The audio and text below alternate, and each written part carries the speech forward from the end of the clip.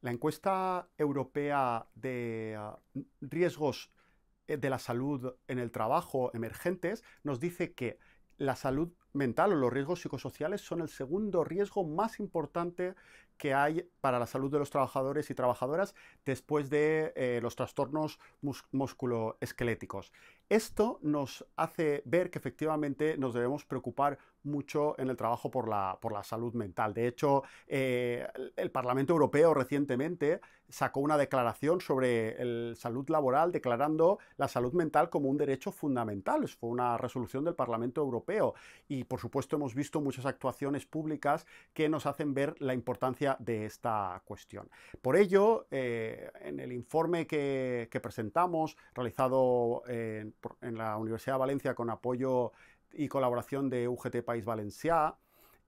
lo que hacemos es analizar estas cuestiones. Lo primero que hacemos en este estudio es, de alguna manera,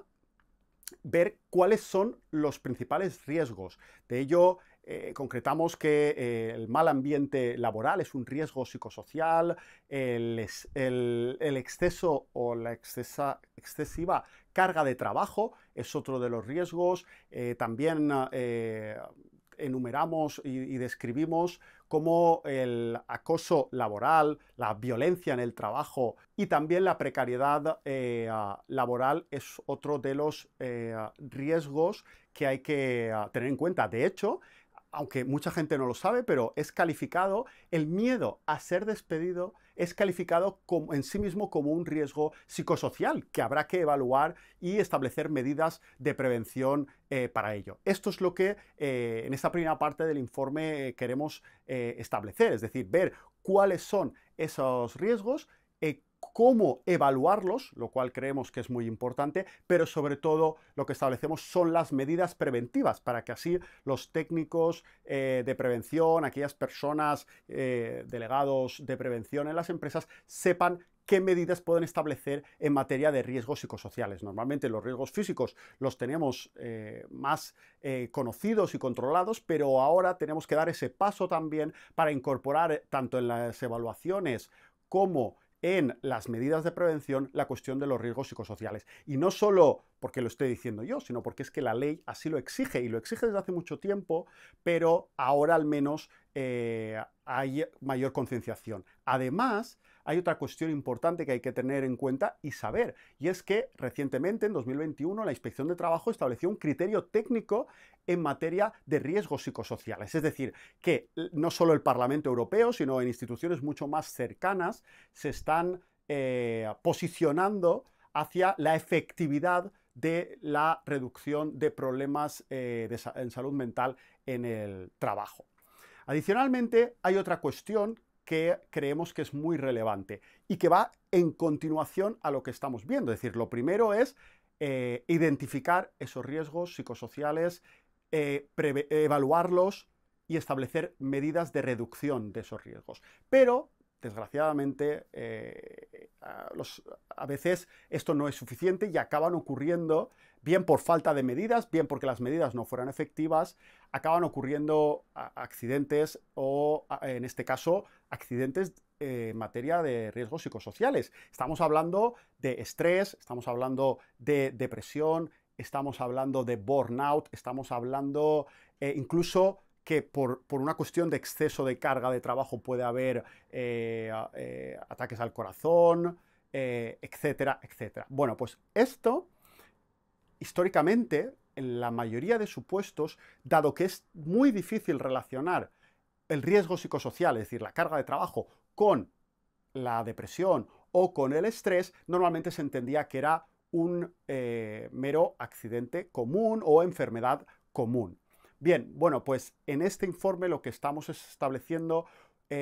la jurisprudencia, porque cada vez es mayor, que empieza a entender que hay una relación con el trabajo. En muchos casos, ese estrés, esa ansiedad, esa consecuencia de mala salud mental estará provocada por el trabajo y la jurisprudencia empieza a enlazarlo. Bueno, pues en esta parte del informe lo que vamos a analizar es en qué casos es así, en qué casos ese problema de salud mental en realidad no debe calificarse como una enfermedad común, sino como un accidente de trabajo, como una enfermedad profesional, porque está derivado directamente o provocado por el trabajo. Esto no va a ser